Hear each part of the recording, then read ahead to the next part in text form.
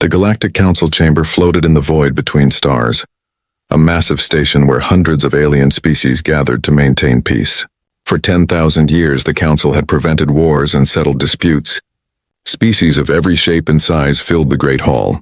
Insectoid Clixon with their clicking mandibles, towering Gorath whose bodies glowed with inner light, and the proud avian Zephyrim whose feathers shimmered like jewels. Among them sat the humans, small and plain by comparison. They had joined the Council only 50 years ago, and most species barely noticed them. Humans were considered minor players in galactic affairs, weak, soft-skinned creatures who spoke too much about feelings and not enough about power. Ambassador Talia Reeves sat in the human delegation section, her gray hair pulled back neatly, her face calm as she listened to the emergency session. She had represented Earth for 20 years now, and she had learned to ignore the dismissive glances from other delegates. High Commander Zexthar stood at the center platform, his golden feathers ruffled in agitation. The Zephyrim leader was speaking about the growing threat in the outer sectors. The Vraxian hegemony has destroyed 3 colonies this month alone, Zexthar announced, his voice carrying through the chamber with natural authority. They ignore our warnings. They mock our treaties. Their fleet grows larger each day, and their warlord Kravex has declared his intention to expand across the entire eastern spiral arm. Murmurs of concern rippled through the assembly. The Vraxians were a warrior race, brutal and efficient. Their ships were massive things covered in weapons, and they had never lost a major battle. Other species feared them, and with good reason. We must assemble a coalition fleet, Zexthar continued. Every species must contribute their finest warships. We will meet the Vraxians in battle and show them that the Council stands united. One by one, species representatives stood to pledge their forces. The Gorath promised 50 capital ships. The Clixon offered a swarm of fast attack vessels. The Zentari would send their famous shield cruisers. When the call came to the human section, all eyes turned to Ambassador Reeves. She stood slowly, her small frame seeming fragile among the towering aliens around her. Earth will contribute 12 ships to the coalition, she said simply. Silence. Then scattered laughter echoed through the chamber. 12 ships? The Gorath alone were sending 50. Even the minor species were pledging more than that. Zexthar's feathers flattened against his skull in what humans had learned was a sign of disappointment. Ambassador Reeves, surely Earth can spare more than 12 vessels. The Vraxians field thousands of warships. Talia's expression didn't change. 12 ships is our contribution. We believe it will be sufficient. More laughter. A Clixon delegate clicked something that the translators rendered as typical human arrogance without capability. Zexthar simply nodded and moved on, clearly considering the human contribution worthless. The Council voted to assemble their coalition fleet at the Terminus Station, a strategic stronghold at the edge of Vraxian space. Within 2 weeks, thousands of ships from dozens of species gathered there. The fleet was impressive. Massive carriers, sleek destroyers, heavily armored dreadnoughts bristling with plasma cannons and missile pods, and 12 human ships. The human vessels looked almost comically out of place. They were smaller than most capital ships, with smooth hulls painted in simple gray, no obvious weapons arrays, no intimidating spikes or glowing energy cores. They looked more like cargo haulers than warships. Admiral Chen Wei commanded the human squadron from the bridge of the UHSV Perseverance. He was a man in his 60s with black hair streaked with white and eyes that seemed to calculate everything they saw. He stood with his hands clasped behind his back, watching the view screen as thousands of alien warships maneuvered into formation. "Sir, we're receiving another message from the Coalition Command," his communications officer reported. "They're asking if we want to take up rearguard positions away from the main combat zone." Chen smiled slightly. "Tell them we'll position ourselves where we can be most effective. We'll maintain our current location." "They're not taking us seriously," his first officer commented. "Good," Chen replied quietly. "Let them underestimate us. We're here to observe and assist if necessary. Nothing more. And if it becomes necessary." Chen turned to look at his officer, and something in his eyes made the younger man straighten. "Then we'll do what humans do best. We'll adapt." The coalition fleet waited for 3 days before the Vraxian force appeared. When they did, the sensor readings made several alien commanders gasp. 5,000 Vraxian warships dropped out of faster-than-light travel, their hulls black and angular, their weapons already charging. Warlord Kravex broadcast his message across all channels. His face was reptilian, with scales like dark metal and eyes that burned with red light. Council weaklings, you have entered Vraxian territory. Surrender now, or your ships will become debris. Zexthar responded with the formal declaration of defensive action, and then the battle began. Plasma beams lanced through space. Missiles streaked between ships like angry fireflies. The Coalition fleet fought bravely, but the Vraxians were experienced and ruthless. Their formations were tight, their targeting precise. Within the first hour, the Coalition had lost 300 ships. The human vessels hung back, seemingly doing nothing. They moved in perfect formation, their weapons silent. On dozens of alien command bridges, officers pointed at the human ships with contempt. Cowards, one Clixon captain hissed. But on the bridge of the Perseverance, Admiral Chen watched everything with intense focus. His tactical officer was recording every Vraxian maneuver, every weapon signature, every pattern in their attack formations. Analysis? Chen asked quietly. Their tactics are efficient but predictable, sir. They rely on overwhelming firepower and numerical superiority, no creativity. They haven't fought anyone who could match their technology in centuries. Chen nodded slowly. Interesting. Very interesting. Sir, the Coalition is asking for our assistance. They're being pushed back. Not yet, Chen said. We're still learning. The battle raged for 6 more hours. The Coalition fought desperately but continued to lose ground. And still the human ships waited, silent and watching, gathering data that would soon change everything the galaxy thought it knew about humanity. The Coalition fleet limped back to Terminus Station with nearly half their ships destroyed or damaged. The Vraxians had withdrawn after achieving their objective, proving that the Council's military power was insufficient to stop them. Warlord Kravex had broadcast a final message declaring 5 more systems now belonged to the hegemony. In the emergency council session that followed, anger and fear filled the chamber. Species representatives shouted accusations at each other. Some blamed poor tactics. Others claimed betrayal. Many looked for someone to blame. High Commander Zexthar's feathers had lost their luster. He looked older somehow, defeated. The Vraxians are stronger than we calculated. They have more ships, better weapons, and their commanders are experienced. We need to reconsider our approach. We need to surrender, a Clixon delegate said bluntly. They're too powerful. We should negotiate terms before they destroy more colonies. Never, Zexthar snapped. We are the Galactic Council. We do not bow to warlords. Ambassador Reeves stood slowly, and surprisingly the chamber quieted. Perhaps it was curiosity about what the humans would say after their ships had done nothing during the battle. We do not recommend surrender, Talia said calmly. The Vraxians can be stopped, but the Council needs better intelligence about their capabilities. We need to understand their patterns. Zexthar's head swiveled toward her with sharp precision. Your ship sat idle during the entire battle, Ambassador. Your 12 vessels fired not a single shot while good soldiers died around you. And now you speak of intelligence and patterns? Talia met his gaze without flinching. Our ships were gathering data. We needed to see how the Vraxians fight, how they think. We can share our analysis with the Coalition. Data? Zexthar's feathers rose in clear anger. We needed warriors, not observers. Your species claims to be part of this council.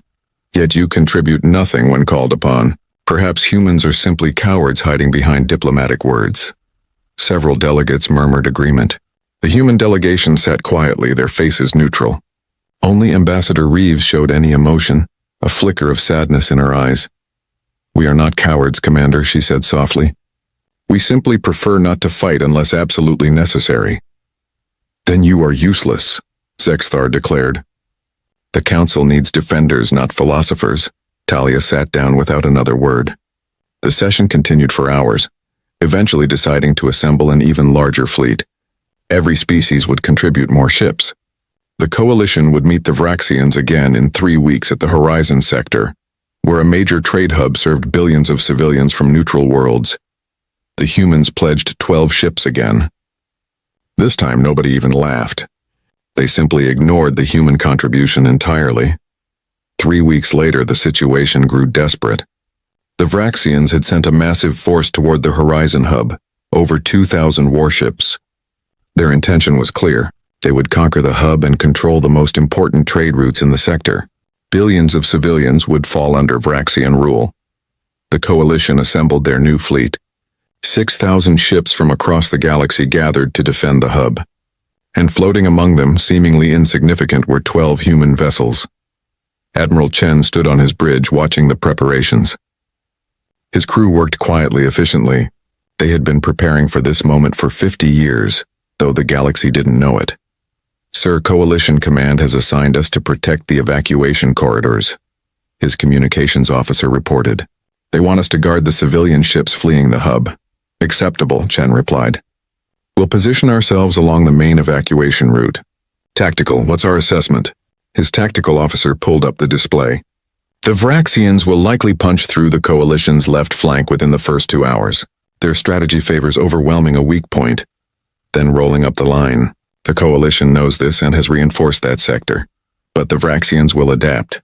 They'll probably feint left and hit the center instead. Casualties. Coalition will lose approximately 40% of their fleet. The hub's defenses will fail within 4 hours. Civilian evacuation will be incomplete." "Estimated civilian deaths in the millions," Chen nodded slowly. "And if we intervene?" "Depends on how much we reveal, sir. Minimal intervention. Defensive actions only, unless civilians are directly threatened." "Understood, sir."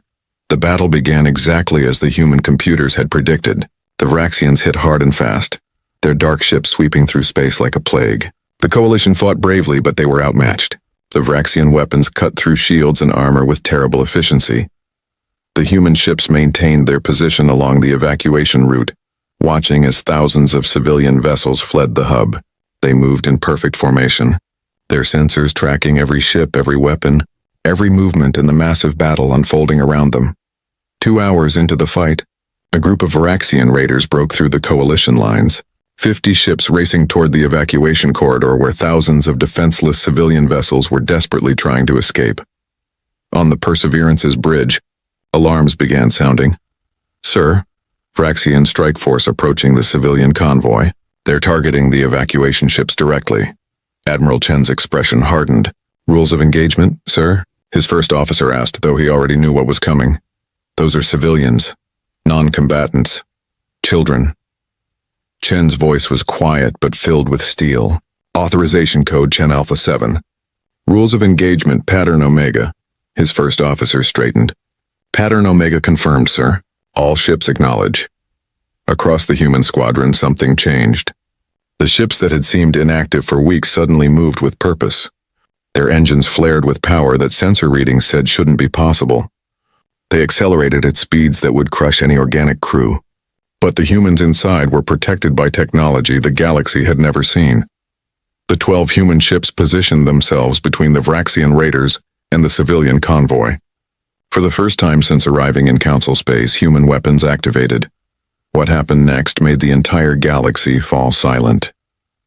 The human ships didn't fight like other species. They didn't exchange volleys of plasma fire or launch waves of missiles. They fought with precision that seemed impossible. Their weapons tracked targets with perfect accuracy. Their movements were calculated thousands of steps ahead. One human destroyer fired a weapon that looked like a simple metal rod. The projectile accelerated to a significant fraction of light speed. When it hit a Vraxian warship, the kinetic energy was so immense that the enemy vessel simply ceased to exist, converted to plasma and scattered atoms in a microsecond. Another human ship released what looked like a cloud of small drones. Hundreds of them, each no bigger than a fist. They spread through the Vraxian formation like a swarm, and each one found a target. Engines, weapons, bridge sections.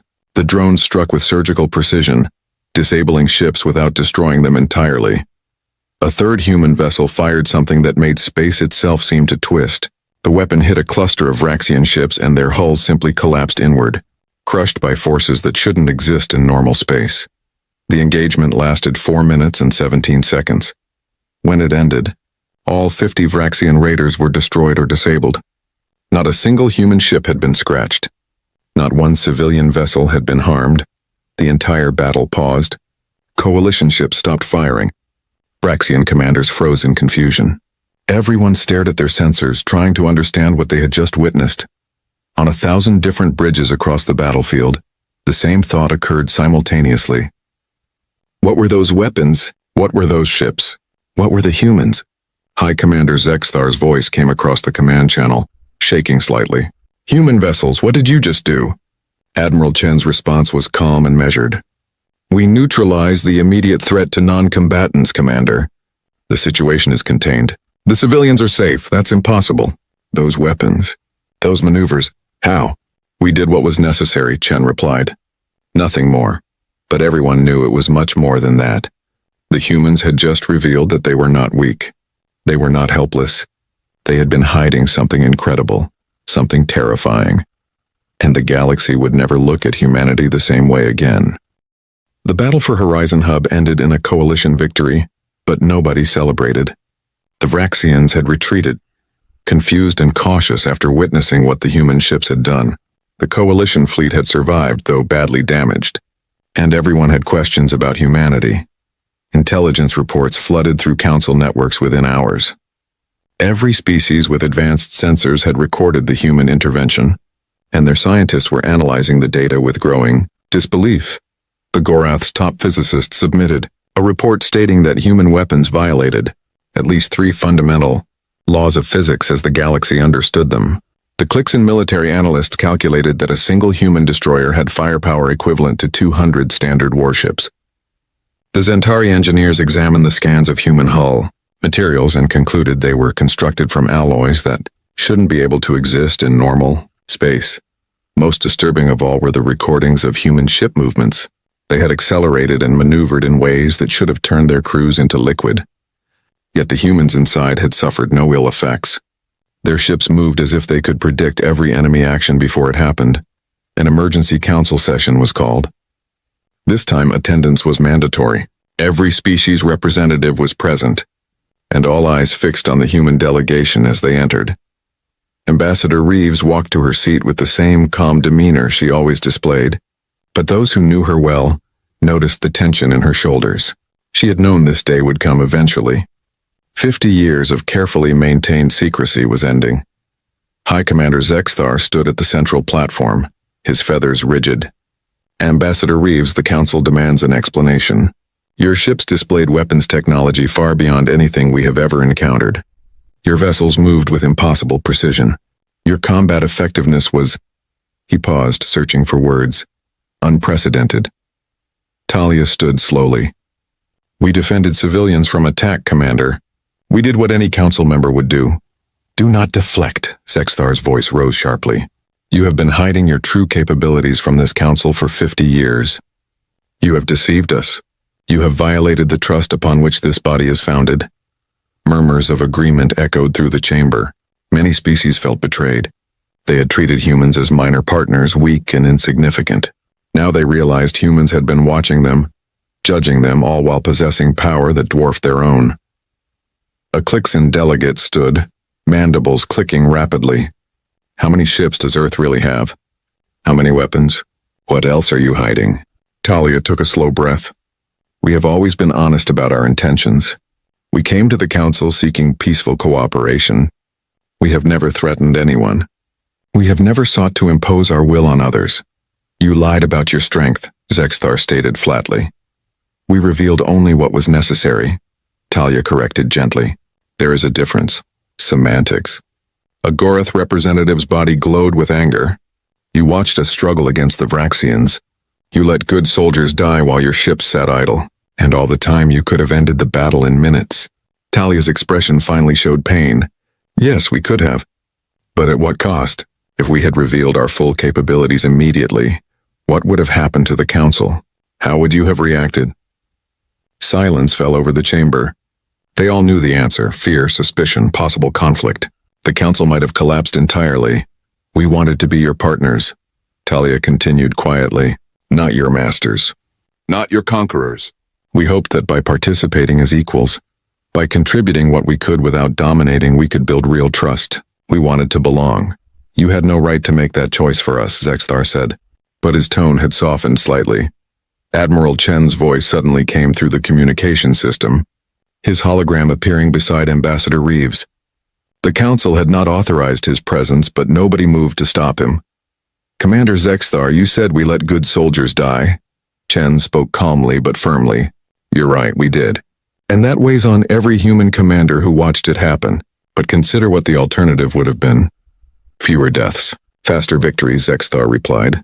Perhaps, or perhaps you would have demanded we solve all your problems. Perhaps you would have become dependent on human protection. Perhaps you would have feared us and built alliances against us. We've seen how species react to overwhelming power. We've studied your histories. It rarely ends peacefully. So you decided to manipulate us instead? A delegate challenged. We decided to give you the choice to know us as people first before knowing us as a power, Chen replied. We wanted you to judge our character, not our weapons. The debate continued for hours. Some species demanded complete transparency, full disclosure of all human military capabilities. Others called for sanctions or even expulsion from the council. A few, mostly the smaller species, remained quiet but thoughtful. Finally, a Zentari elder stood. The Zentari were known for their wisdom and long memories. I have a question for the humans. A simple one. What is your fleet strength? How many warships does Earth possess? Talia and Chen exchanged glances. This was the moment of truth. Our 12 ships here represent approximately 0.001% of our total military capability, Chen stated clearly. The chamber erupted. The mathematics were staggering. If 12 ships could do what they had witnessed, and that represented only a tiny fraction of human strength, then Earth possessed military power beyond comprehension. Impossible, someone shouted. Verify it, Chen said simply. Send observers to Sol system. We'll show you. That offer shocked everyone into silence. Humans were willing to reveal their homeworld's defenses? Species never did that. It was an invitation that left the council stunned. But before any response could be formulated, alarms began blaring throughout the chamber. Emergency broadcasts came through on all channels simultaneously. A Vraxian transmission filled every screen. Warlord Kravex's reptilian face appeared, his red eyes burning with rage. Council weaklings and human deceivers. Kravex hissed. You think your tricks frighten the Vraxian hegemony? You think we will cower because humans have hidden weapons? I will show you what happens to those who defy us. The image changed to show a massive fleet gathering in Vraxian space. The sensors counted ships automatically. 10,000. 20,000. 30,000. The numbers kept climbing. This is the full might of the Vraxian hegemony, Kravex announced. 50,000 warships, the largest fleet ever assembled. And we have one target, one destination. We will strike at the heart of human deception. We will destroy Earth itself. The transmission ended. The council chamber fell into chaos. Species representatives shouted questions.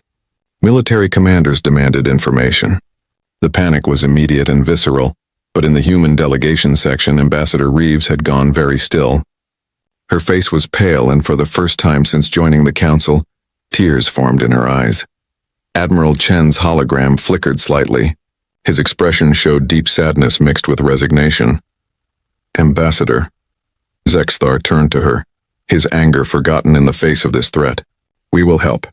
The council will send everything we have to defend Earth. Talia shook her head slowly. Thank you, Commander. But that won't be necessary.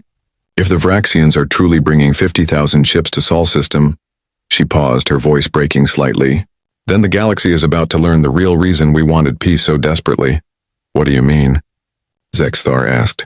Talia looked up at him, and in her eyes was an ancient sorrow. We didn't hide our strength because we were afraid you would fear us, Commander. We hid it because we were afraid we would become what we once were. But if they attack Earth, she took a shaky breath, then there's no hiding anymore. Admiral Chen's hologram straightened. All human vessels are ordered to return to Sol system immediately. Authorization code Omega 7. Protocol, Homeworld Defense. As the human ships began moving, every alien sensor operator noticed something strange. The human vessels weren't just flying toward Earth. They were accelerating at speeds that would let them cross vast distances in impossibly short times. And in Sol system itself, something ancient was waking up. Defense systems that had slept for decades began powering on. Weapons that humanity had promised themselves they would never use again were coming online. The galaxy was about to witness what humans truly were when their home was threatened. And there would be silence. The Vraxian armada moved through space like a dark tide of death. 50,000 warships, each bristling with weapons, each commanded by warriors who had never known defeat.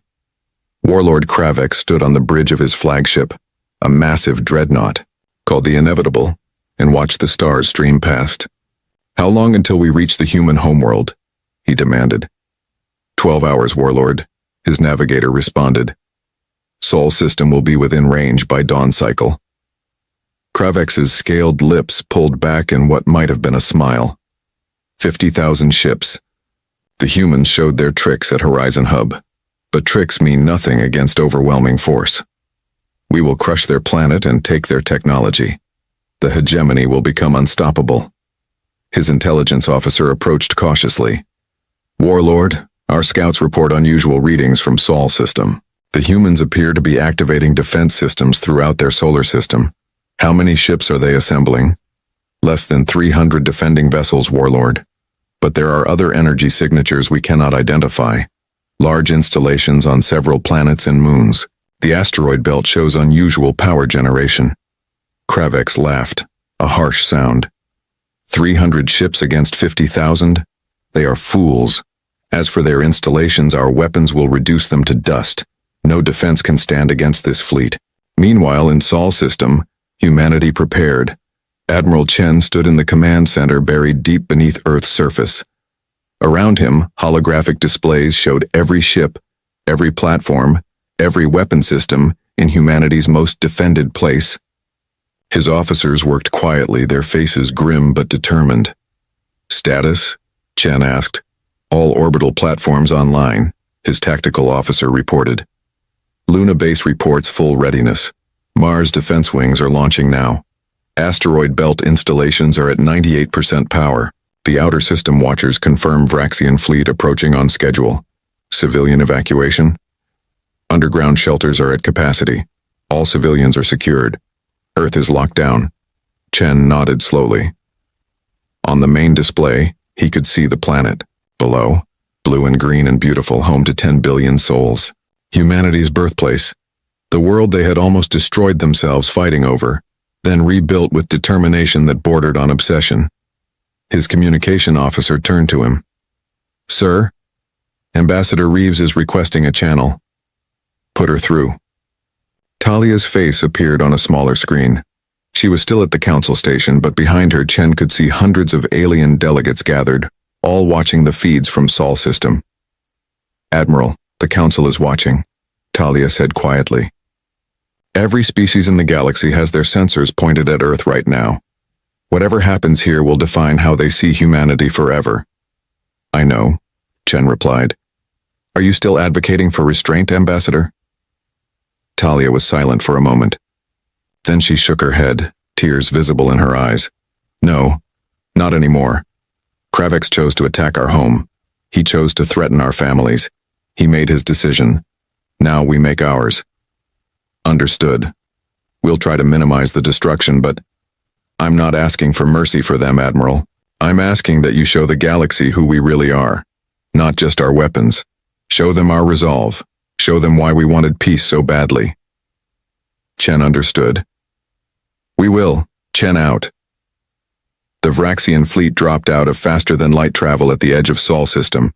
50,000 ships, so many that their combined mass registered on gravitational sensors. They formed up in attack formations, their weapons charging, their crews eager for the slaughter to begin. Warlord Kravex broadcast on all frequencies. "Humans of Earth, you have one chance. Surrender your technology and your world. Submit to Vraxian rule, and we will spare some of your population as slaves. Refuse, and we will turn your planet into a graveyard." Admiral Chen's response was broadcast, not just to the Vraxians, but to the entire galaxy. Every species watching heard his calm, quiet voice. "No. One word. Final. Absolute." Kravex snarled. "Then die. All ships advance. Destroy everything." The Vraxian armada surged forward, a wave of darkness rushing toward the inner system. They expected the small human fleet to meet them. They expected a desperate last stand. What they got instead rewrote the rules of warfare. As the Vraxian fleet crossed the asteroid belt, the asteroids moved. Thousands of them. What the Vraxians had thought were rocks were actually camouflaged. Battle stations. each one hollowed out and filled with weapons technology that made their own arsenal look primitive. The asteroids didn't just fire, they unleashed hell. Beams of coherent light so intense they burned through shields like they weren't there. Missiles that could adjust their trajectory 1,000 times per second, making them impossible to evade. Projectiles accelerated to speeds where they hit with the force of nuclear weapons, and weapons the galaxy had never conceived of. Gravitational anomaly generators that crushed ships like tin cans, quantum disruptors that made matter simply cease being matter. The first wave of Vraxian ships, 5,000 vessels, was destroyed in 90 seconds. Kravex stared at his tactical display in disbelief as red icons blinked out by the hundreds. Impossible! No defense network can generate that much firepower. Warlord, sensors are detecting massive energy sources throughout the human solar system, his science officer reported, his voice shaking. The moon, their moon, the one orbiting Earth, it's hollow. It's not a natural satellite. It's a weapons platform the size of a small planet. What? Luna Base opened fire. The moon that humanity had first stepped on centuries ago, that had inspired songs and poetry and dreams, revealed its true purpose. Weapons emerged from hidden bays. Energy discharges so powerful they lit up the darkness like a new sun. The beams reached across space and carved through Vraxian formations with surgical precision. Then Mars joined the fight. The Red Planet launched. Wings of fighters, not hundreds but tens of thousands. Small, fast, deadly craft that moved with coordination no organic pilots could achieve. They were AI-controlled, guided by quantum computers that could calculate combat outcomes faster than thought. The fighters tore through Vraxian formations like wolves through sheep. They were too fast to target, too numerous to stop, and each one carried weapons that could disable much larger ships. Kravex was shouting orders, but his fleet was in chaos. 20,000 Vraxian ships now. 30,000. The losses climbed with terrifying speed. "Pull back," Kravex finally screamed. "Retreat to range and regroup." But the human defenses didn't let them retreat. The orbital platforms around Earth activated, thousands of them, invisible until now, surrounding the planet like a shield of death. They didn't fire outward. Instead, they created a field that trapped the Vraxian fleet inside the system, preventing them from jumping back to faster-than-light travel. The Vraxians were caught in a trap. Behind them, the asteroid belt. In front of them, Earth's orbital defenses. Above and below, weapons platforms on every planet and moon. They were surrounded, and then the human ships finally engaged. The 300 vessels that had been waiting near Earth moved forward. They didn't charge into battle. They didn't need to. They simply positioned themselves at precise coordinates, and then their weapons spoke. Each human ship was a masterpiece of military engineering. They fired weapons that bent space, that manipulated time, that weaponized the fundamental forces of the universe.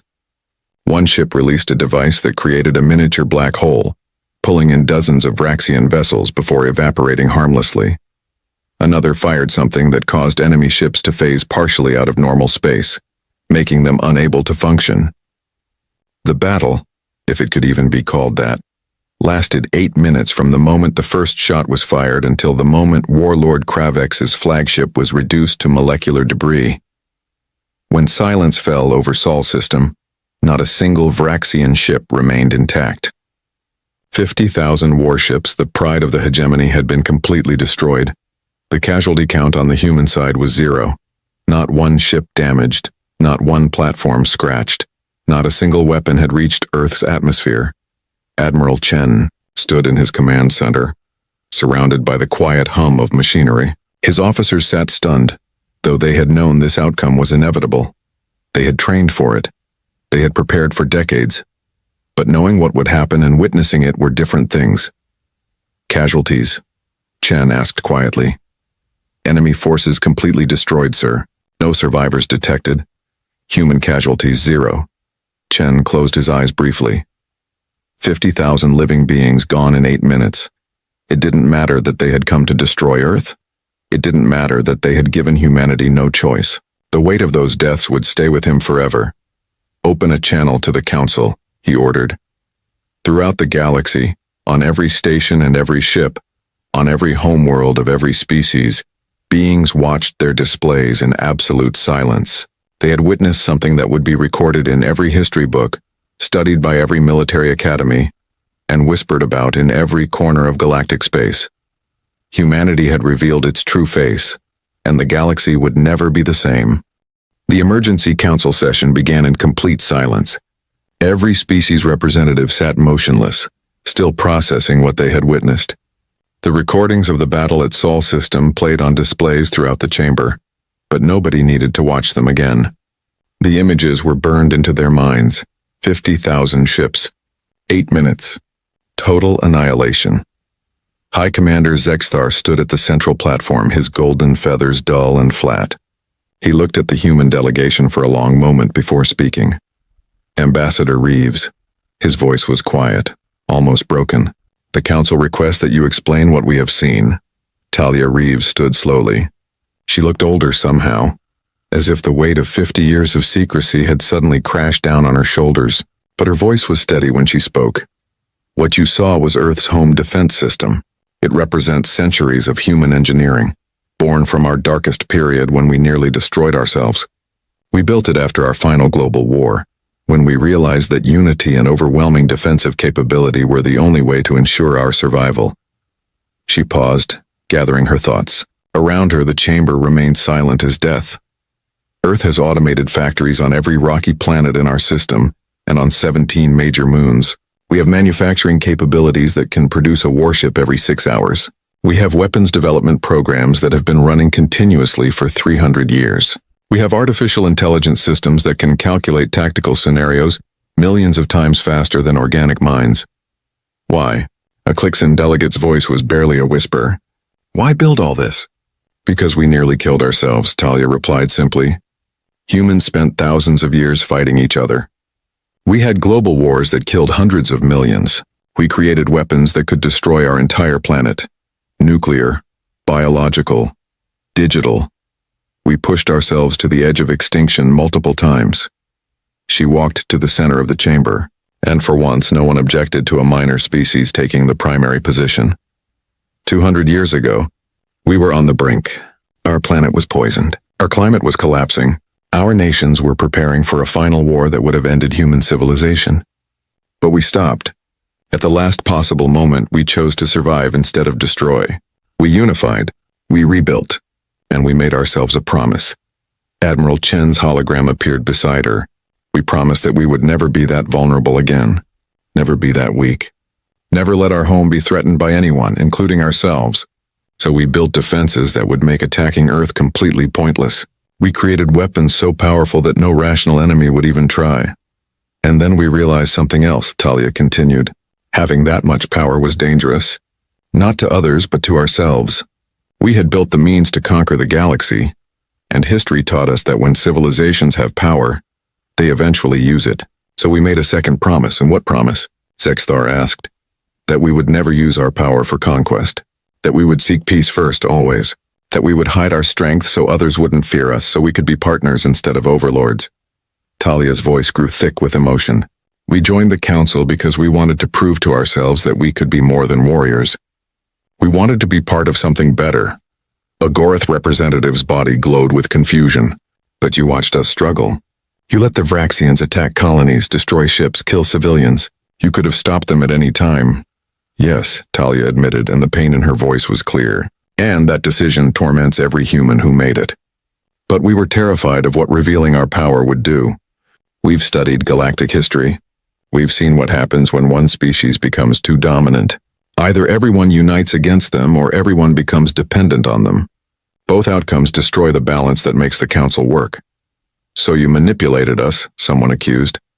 We tried to give you a choice, Admiral Chen corrected. We wanted you to know us, to work with us, to trust us based on our character rather than fear our weapons. We wanted genuine partnership. And now? Zexthar asked. What happens now that we know the truth? Talia took a deep breath. Now we ask the council to decide. Can you accept humanity as we truly are? Can you look past our military strength and see our peaceful intentions? Or do we need to leave the council to preserve the peace? The chamber erupted.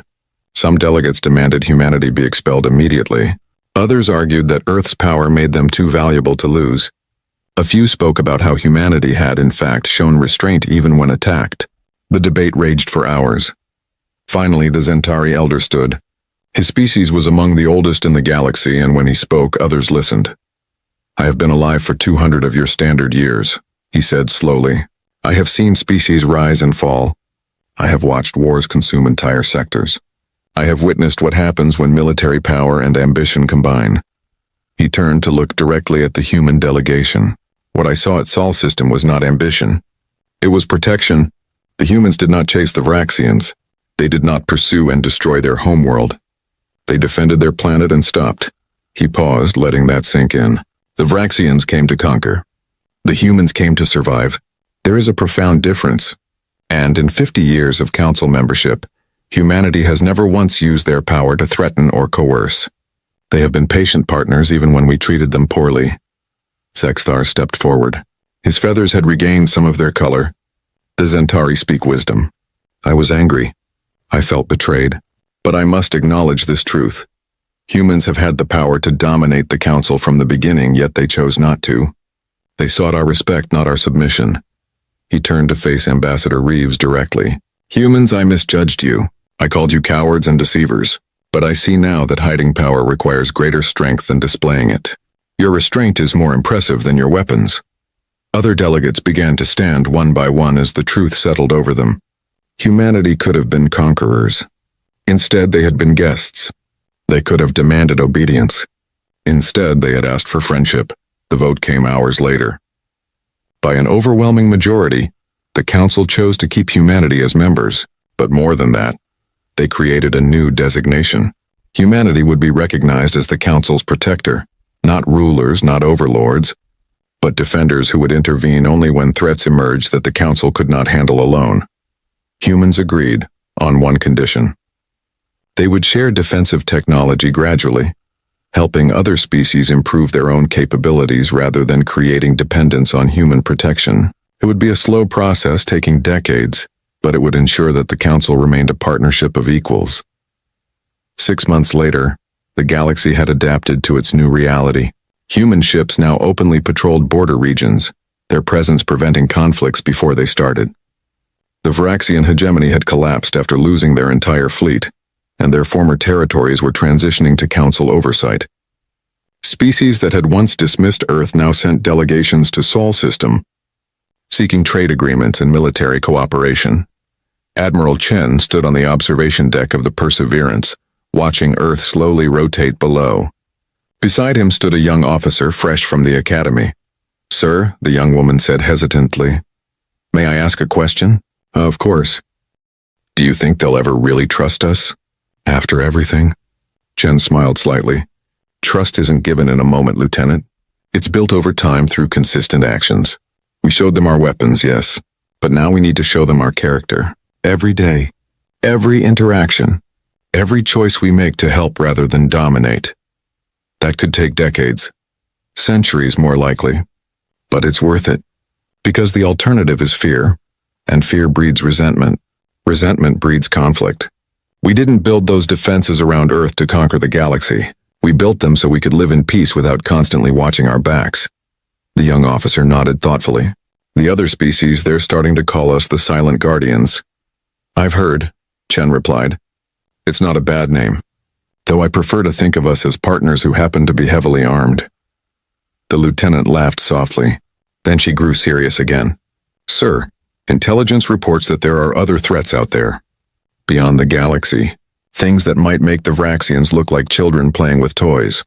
Chen nodded slowly. "I know. We've been monitoring them for years. That's actually another reason we built what we built. Earth's defenses weren't just for the threats we knew about. They were for the threats we suspected existed but hadn't encountered yet. Will we tell the Council? When the time comes. When they're ready. For now, they're adjusting to the revelation that humans are more than we seemed. Let them process that first.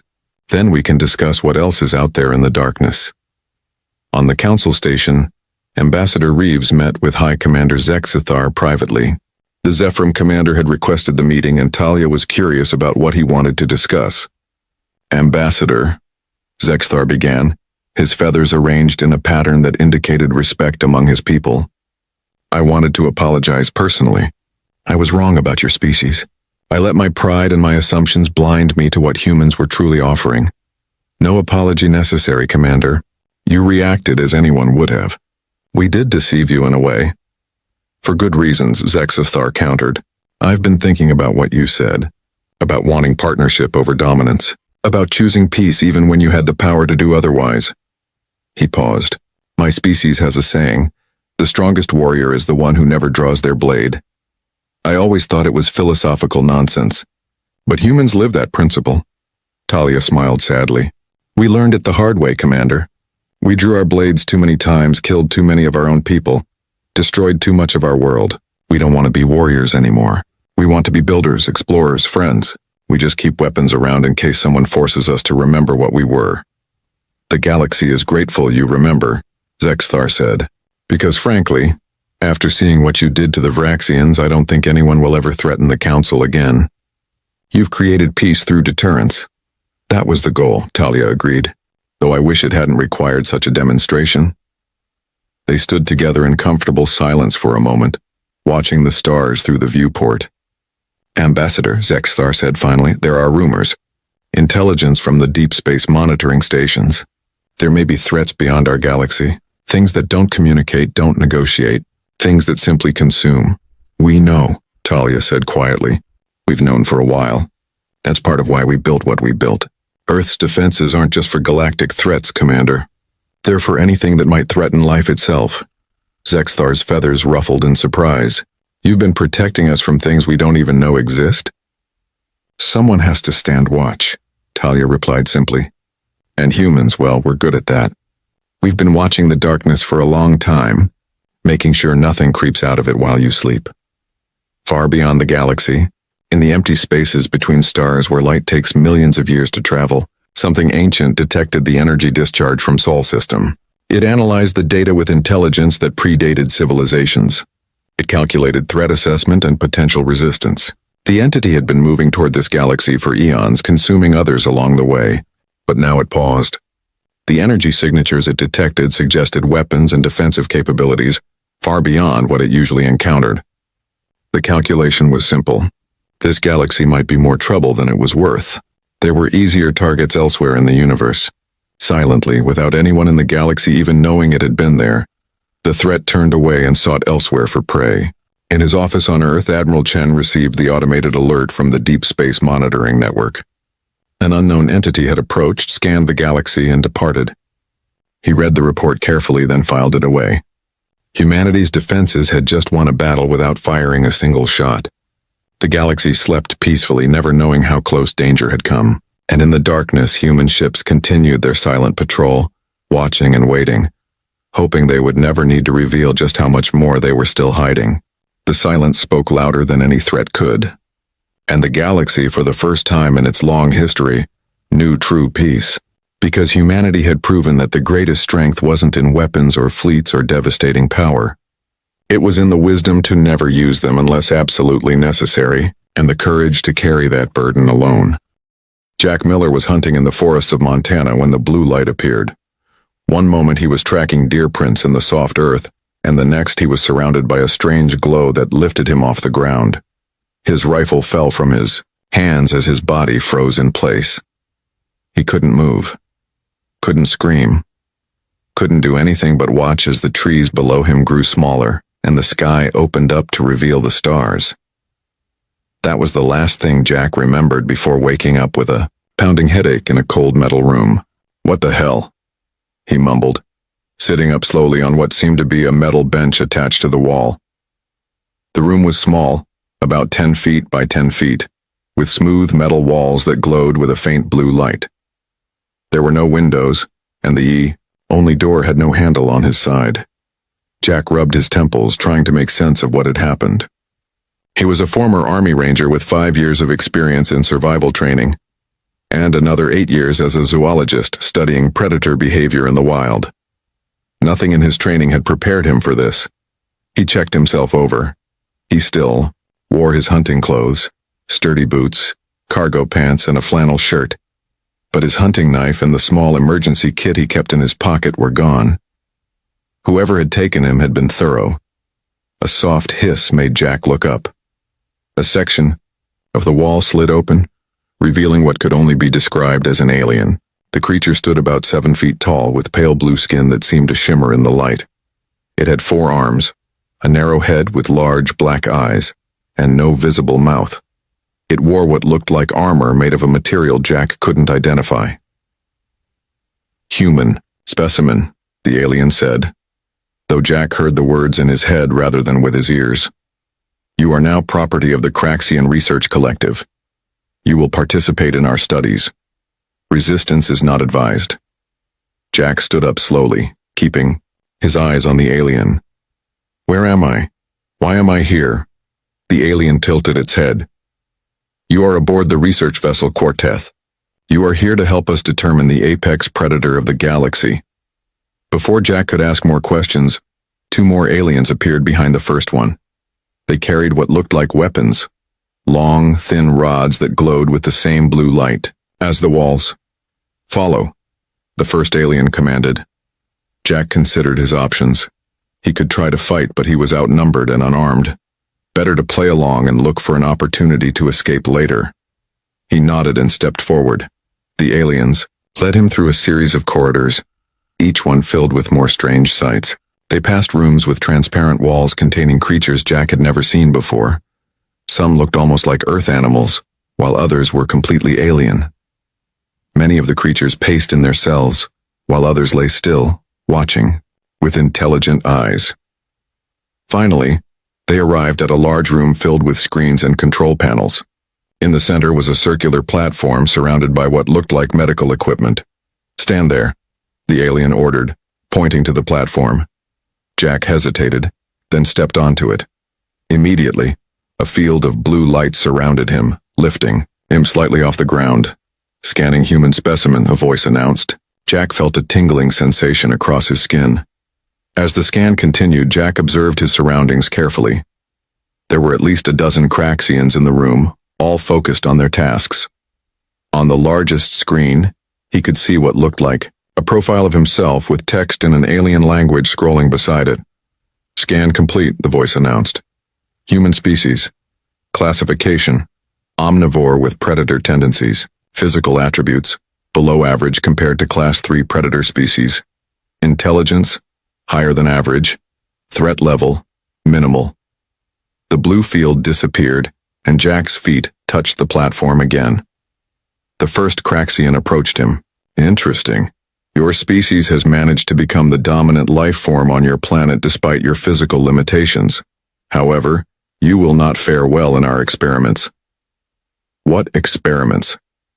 Jack asked, keeping his voice steady. The alien gestured to one of the screens, which showed what looked like a mountainous landscape with caves and rocky outcroppings. "We collect species from across the galaxy to determine which is the ultimate predator. We place them in controlled environments and observe their survival capabilities."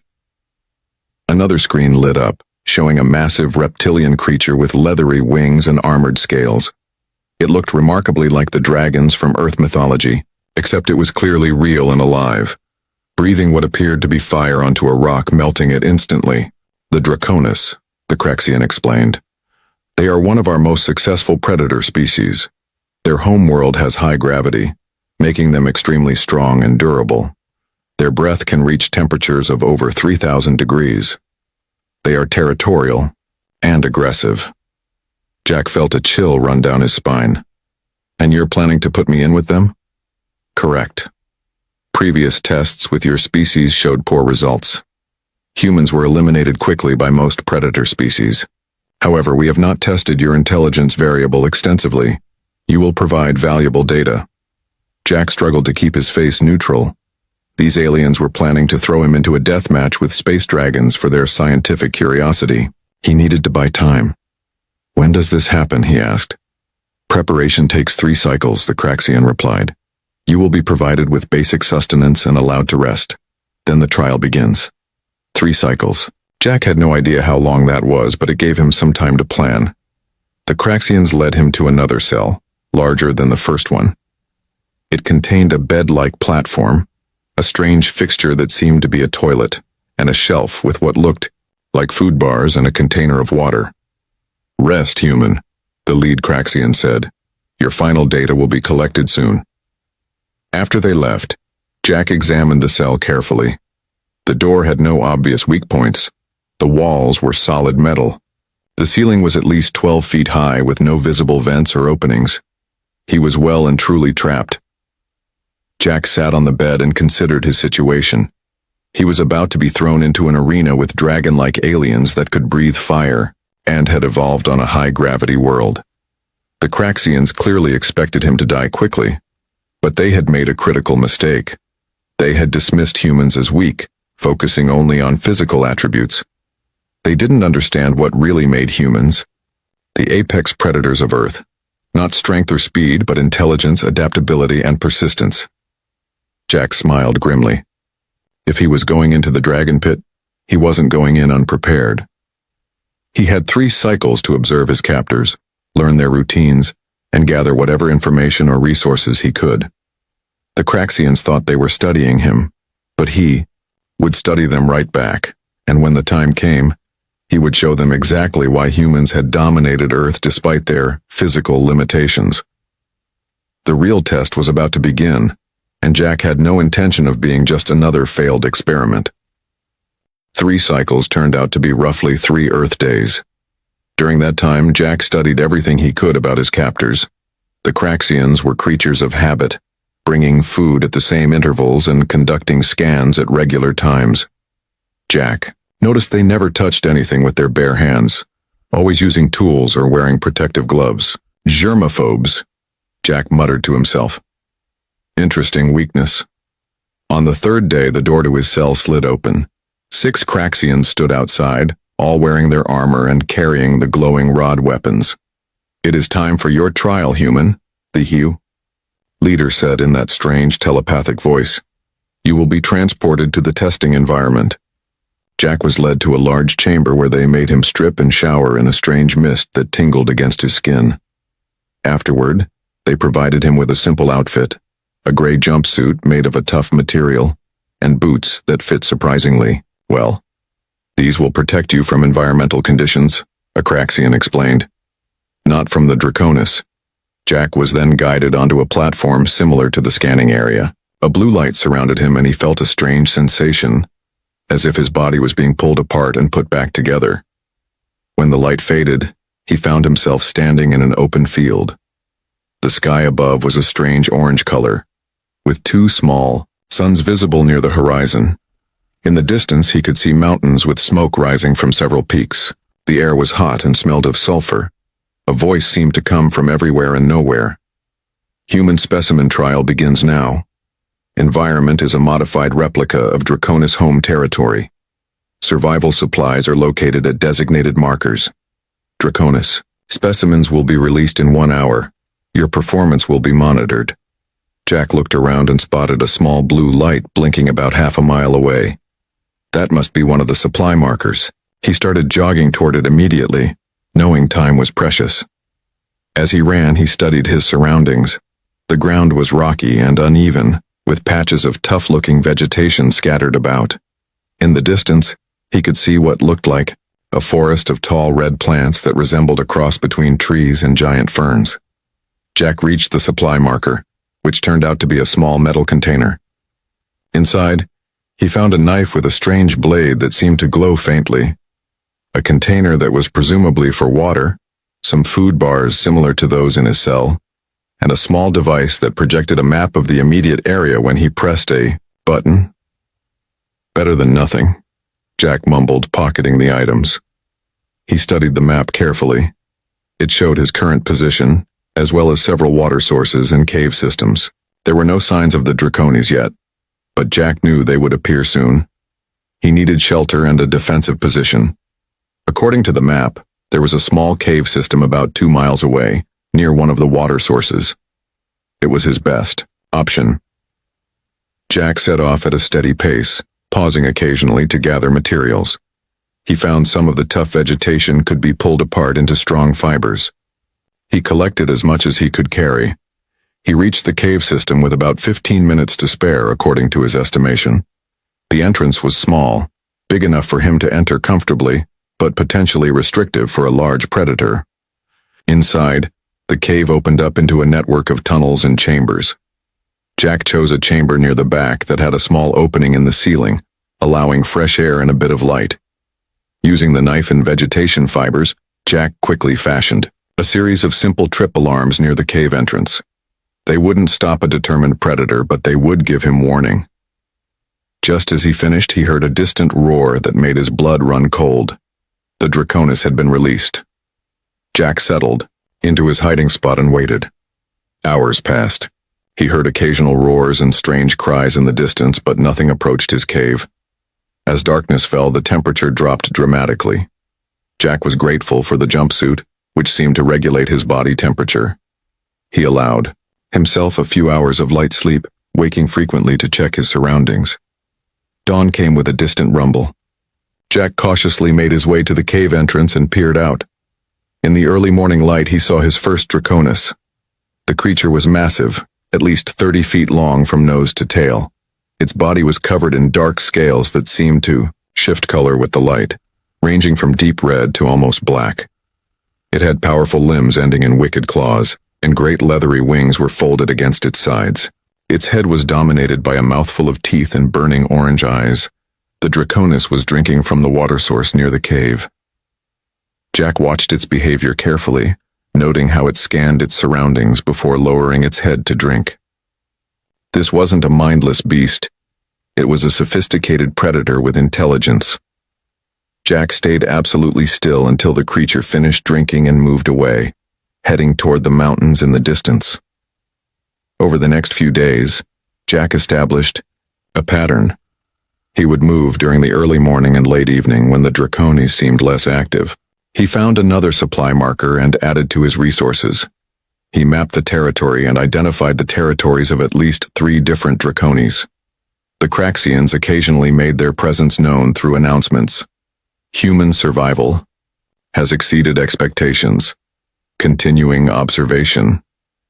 Jack knew they were watching, probably through tiny drones or hidden cameras.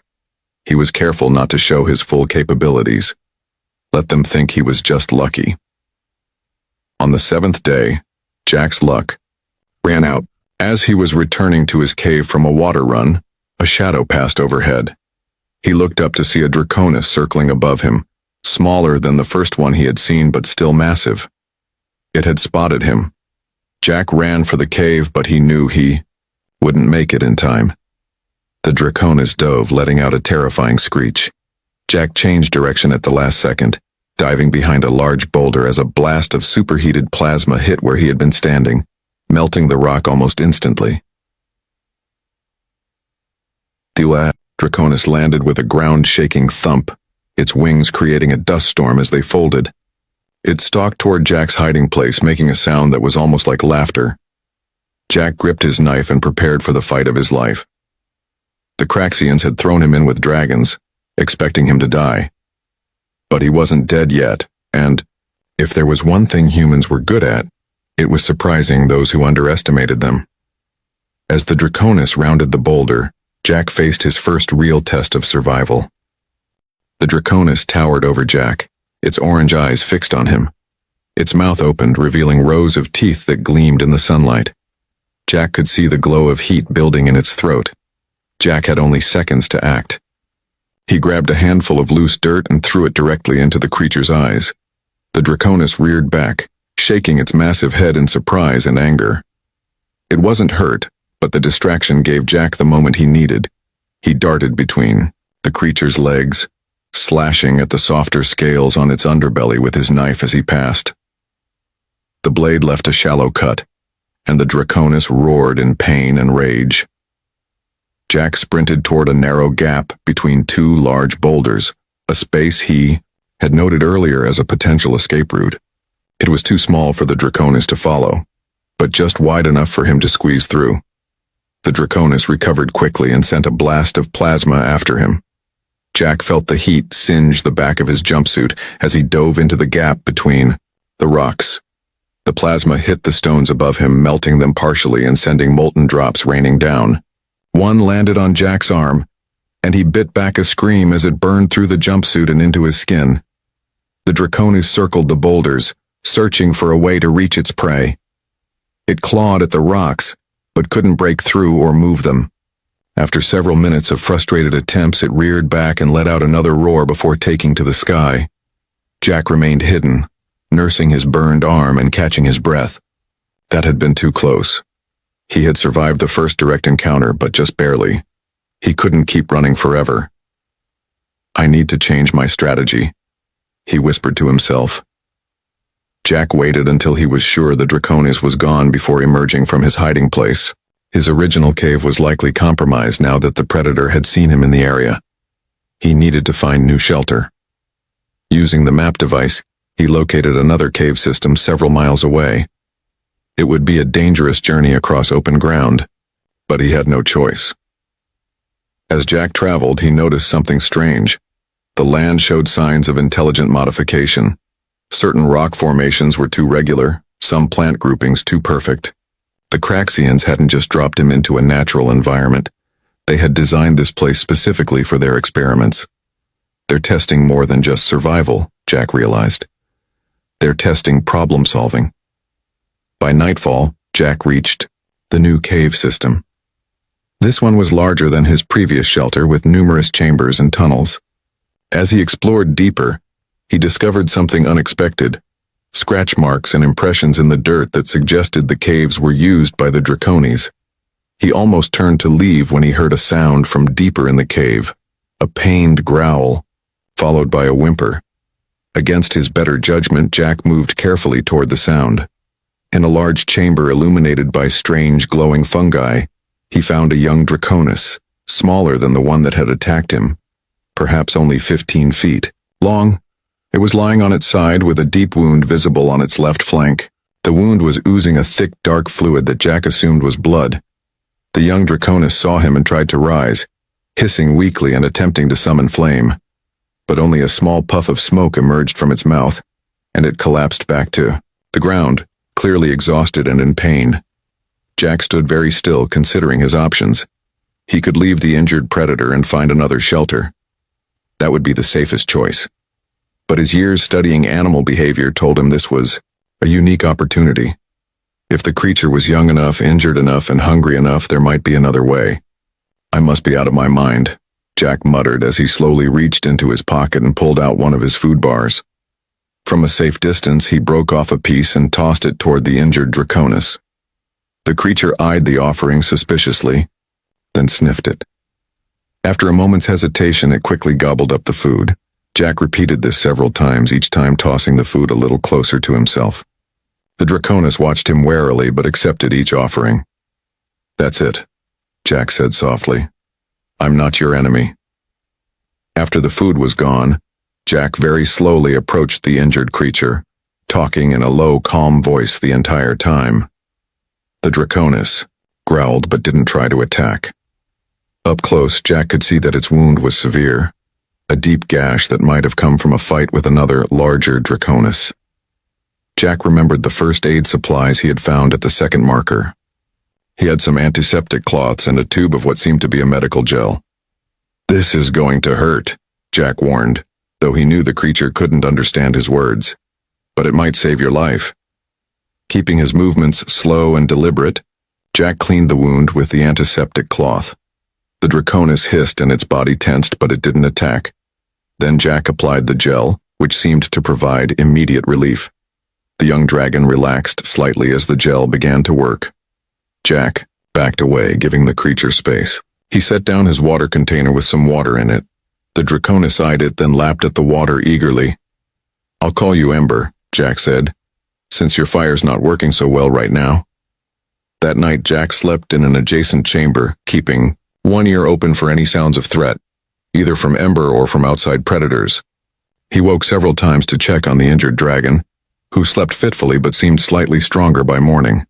The Craxian voice announced, "Human specimen demonstrates unexpected behavior. Scenario parameters exceeded. Continuing observation." With modified protocols. Jack smiled grimly. The aliens were confused by his actions. Good. Let them wonder. Over the next few days, Jack continued to treat Ember's wound, which slowly began to heal. The young Draconis grew more accepting of his presence, even allowing Jack to touch its scales and examine its wings. Jack learned much from these interactions. He discovered that the scales had different levels of hardness and heat resistance. The wings were surprisingly flexible and strong, and the Draconis was far more intelligent than he had initially believed. Ember began to respond to simple hand signals: stop, follow, stay, food. Jack was teaching the dragon, and the dragon was learning quickly. On the 10th day, as Jack returned from gathering food, he found Ember standing at the cave entrance, fully alert. The young dragon made a warning sound Jack had never heard before. Jack froze, then slowly moved to Ember's side. In the distance, he could see what had alarmed the dragon. A group of 3 adult Draconis were flying in formation, heading directly toward the cave. "We've got company," Jack said quietly. "And I don't think they're coming for a friendly visit." Jack's mind raced as he watched the 3 adult Draconis approaching. They were larger than Ember, with wingspans that cast huge shadows on the ground below. One was nearly twice Ember's size, with dark red scales that gleamed in the sunlight. "They're coming for you," Jack said to Ember. "Probably your family group, or maybe rivals who injured you in the first place." Ember made a low rumbling sound in response, shifting nervously from foot to foot. The young dragon was stronger but still not fully healed. It couldn't fight off 3 adults, and neither could Jack. "We need to hide," Jack decided. He motioned for Ember to follow him deeper into the cave system. They moved through twisting tunnels, going deeper than Jack had explored before. The passages grew narrower, and the ceiling lower. Jack had to duck in some places while Ember barely squeezed through.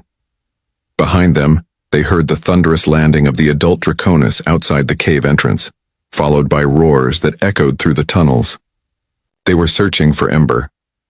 Jack and Ember reached a small chamber with a tiny opening in the ceiling that let in a beam of light. The space was too small for an adult Draconis to enter, but comfortable enough for Ember and Jack. "We'll wait them out," Jack whispered, patting Ember's neck reassuringly. They could hear the adult Draconis moving through the cave system, their claws scraping against stone, their wings brushing the walls. Occasionally, one would release a blast of plasma, illuminating the tunnels with brief, intense heat and light. Hours passed. Jack dozed fitfully while Ember remained alert, head raised toward the tunnel entrance. Finally, as night fell, the sounds of the searching Draconis faded. Jack carefully made his way back through the tunnels to check if they had left. He found the cave entrance empty, though deep claw marks scarred the surrounding rocks. The adults had given up their search, at least for now. When Jack returned to their hiding spot, he found Ember attempting to produce fire again. This time, a small jet of flame emerged from the dragon's mouth, weak but definitely real. "You're getting stronger," Jack said with a smile. "Soon you'll be back to full strength." That night, as they settled in their chamber, a new announcement came from the Craxians. "Attention, human specimen. Protocol adjustment initiated. New variable will be introduced tomorrow. Prepare accordingly." Jack frowned. "That doesn't sound good." Morning brought the answer. Jack woke to find a strange metal object had been placed at the cave entrance during the night. It was a cylinder about 3 feet tall with glowing blue markings. As he approached it cautiously, the top slid open, revealing supplies. More food, medical materials, and a new item, a small communication device. Jack picked up the device. It immediately activated, projecting a small hologram of a Craxian. "Human specimen," the Craxian's voice echoed in his mind. "Your survival has exceeded all projections. The Council wishes to understand more. You will be joined by another human specimen to test cooperation variables." Jack's heart raced. Another human?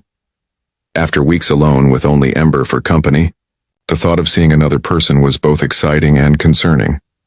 "The new specimen will arrive at the marker location in 1 cycle," the Craxian continued. "Your interaction will be observed." The communication ended, and the hologram disappeared.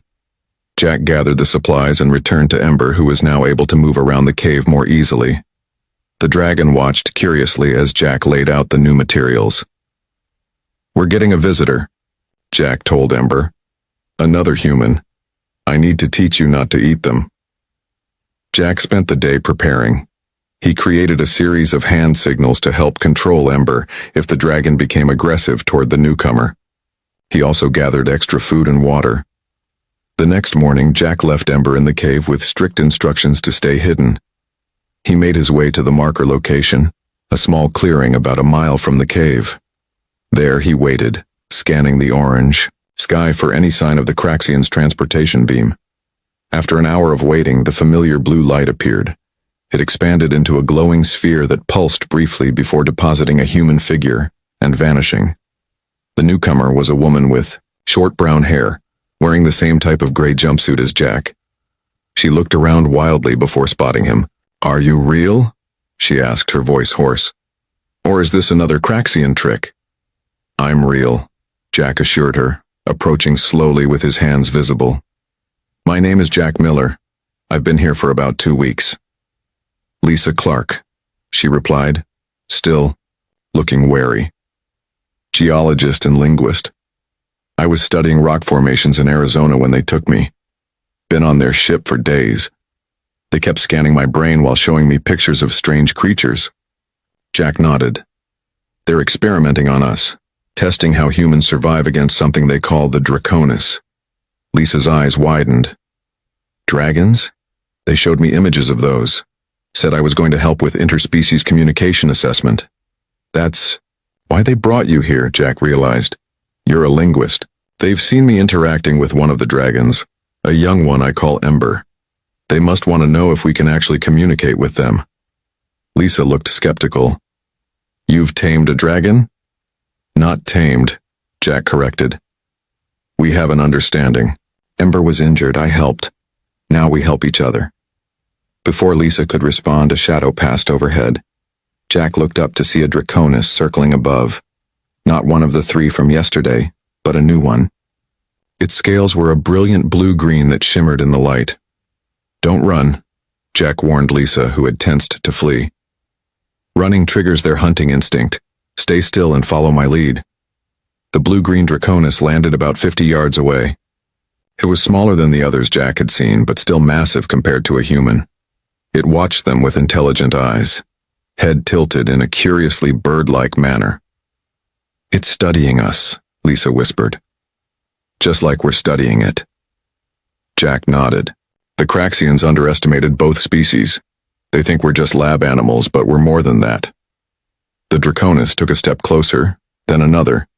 It made a series of clicking sounds followed by a low rumble. Lisa's eyes widened. "That's a language pattern," she said excitedly. "Those aren't random noises, there's structure there. Phonemes, rhythm." "You can understand it?" Jack asked, impressed. "Not yet," Lisa replied. "But with time, maybe. If the dragons are truly intelligent and have their own language, we might be able to communicate with them directly." The blue-green Draconis made another series of sounds, then turned and took flight, disappearing over the mountains.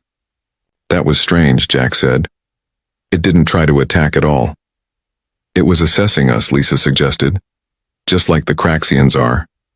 As they made their way back to the cave, Jack explained everything he had learned about the environment and the Draconis. Lisa listened intently, asking sharp questions that made Jack realize how much he had missed human conversation. "The Craxians don't understand what they've done," Lisa said as they approached the cave. "By bringing a human and a linguist together, then putting us with intelligent creatures like the Draconis, they've created the perfect conditions for an alliance." Jack smiled. "And that might be exactly what we need to surprise them." Inside the cave, Ember waited, watching the entrance nervously. The young dragon relaxed when it saw Jack, then tensed again at the sight of Lisa. "It's okay," Jack said softly, making the hand gesture for friend. "She's with me." Ember studied Lisa for a long moment, then made a soft clicking sound similar to what they had heard from the blue-green Draconis. Lisa's eyes lit up. "Oh," she breathed. "This changes everything." Over the next week, Lisa worked tirelessly to understand the Draconis language. She spent hours each day sitting with Ember, listening to the young dragon's sounds and teaching it human words. Jack watched in amazement as Ember began to respond to more complex commands and even attempted to mimic some human sounds. The Draconis aren't just intelligent, Lisa explained one evening as they ate by a small fire in the cave entrance. They're highly developed. Their language has syntax, grammar, even different tones for questions versus statements. This isn't something that evolved by accident. Jack nodded. I've been thinking the same thing. The way they hunt in groups, how they modify their territory, these aren't just animals. But if they're so intelligent, how did they end up as test subjects for the Craxians? Maybe the same way we did, Lisa suggested. The Craxians are looking for the apex predator, remember? They probably captured the Draconis because they were the dominant species on their planet. The blue-green Draconis had returned several times, always keeping its distance but watching them interact with Ember. Lisa believed it was an elder, possibly a teacher or leader among its kind. I'm going to call it Sage, she said after its third visit. It's studying us as much as we're studying it. On the 10th day after Lisa's arrival, something unexpected happened. The Craxian announcement voice interrupted their morning meal. Attention human specimens. Emergency protocol activated. Testing parameters suspended. Return to transport marker immediately for extraction. Jack and Lisa exchanged concerned looks. Something's wrong, Jack said. They sound worried. Should we go? Lisa asked. Before Jack could answer, they heard a tremendous roar from outside, followed by the sound of something large crashing into the mountainside. They rushed to the cave entrance to see a Craxian ship, smaller than the main vessel but still massive, spiraling toward the ground with one side engulfed in flames. It crashed into a valley about 2 miles away, sending a cloud of dust and debris into the air. What happened? Lisa gasped. Jack shook his head, watching as several Draconis circled the crash site. I'm not sure, but I think the test subjects are rebelling. The Craxian voice came again, now with a noticeable sense of urgency. Emergency situation. All personnel evacuate sectors 7 through 12. Security containment breached. Predator. Specimens escaping containment throughout the vessel. Jack's eyes widened. The entire ship must be in chaos. This is our chance. Chance for what? Lisa asked. To escape, Jack replied. But first we need to understand what's really happening. They decided to approach the crash site cautiously. With Ember following close behind, they made their way across the rocky terrain, staying low and using the landscape for cover. As they got closer, they saw that the crashed ship had split open, revealing its interior. Inside were rows of cages and containers, many now broken open. Strange creatures of all shapes and sizes were emerging, some fleeing into the wilderness, others attacking anything that moved. It's a transport ship, Lisa realized. They were bringing more test subjects to the environments. Among the wreckage, they spotted several Craxians, their blue skins standing out against the dusty landscape. They were attempting to recapture some of the escaped creatures, using their rod weapons to create force fields. Suddenly, Sage appeared, landing on a ridge above them. The blue-green Draconis made a series of complex sounds that Ember seemed to understand. The young dragon responded with similar sounds. They're communicating, Lisa whispered. I think Sage is organizing something. As if to confirm her suspicion, more Draconis began to appear, landing on ridges and peaks around the crash site. There were at least 20 of them of various sizes and colors. They all seemed to be watching Sage, waiting for direction. This isn't just a random escape, Jack said. This is a coordinated attack.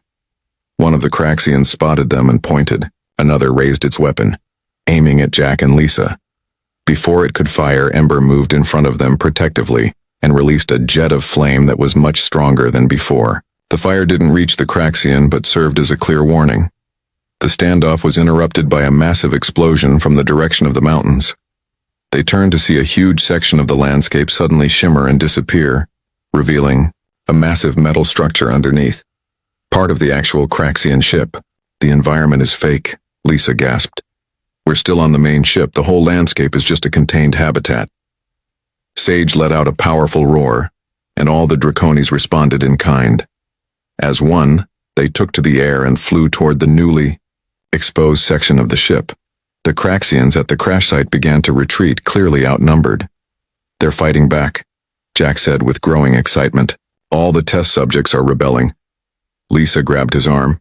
Jack, look. She pointed to a section of the crashed transport ship that contained what looked like a control panel. It had survived the crash and was still glowing with power. If that's a transport ship, it might have access to the main ship's systems, Lisa said. They approached cautiously, stepping over debris and avoiding the remaining creatures that scurried about. Jack kept Ember close, using the dragon's intimidating presence to ward off any threats. The control panel was alien technology, but Lisa quickly figured out the basics. It's a navigation system, she said. And look, these are schematics of the main ship. Jack studied the glowing diagrams. There, he pointed to a large chamber near what appeared to be the center of the ship. That must be where they control everything.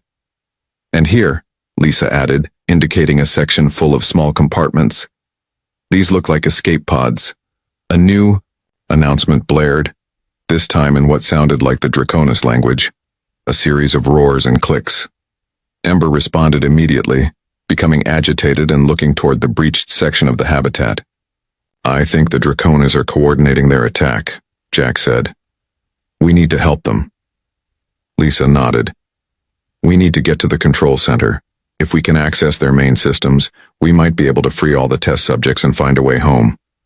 They found a small transport vehicle in the wreckage. It was damaged, but still operational. With Jack's mechanical skills, they got it working and began heading toward the breach in the habitat wall, with Ember flying above them. As they approached the breach, they saw the true scale of the rebellion. Hundreds of different creatures were fighting against the Craxian security forces. The Draconis led the charge, their fire breath proving devastatingly effective against the alien technology. The Craxians wanted to find the apex predator, Jack said as they prepared to join the battle. They never considered that it might be a partnership between species. Lisa smiled.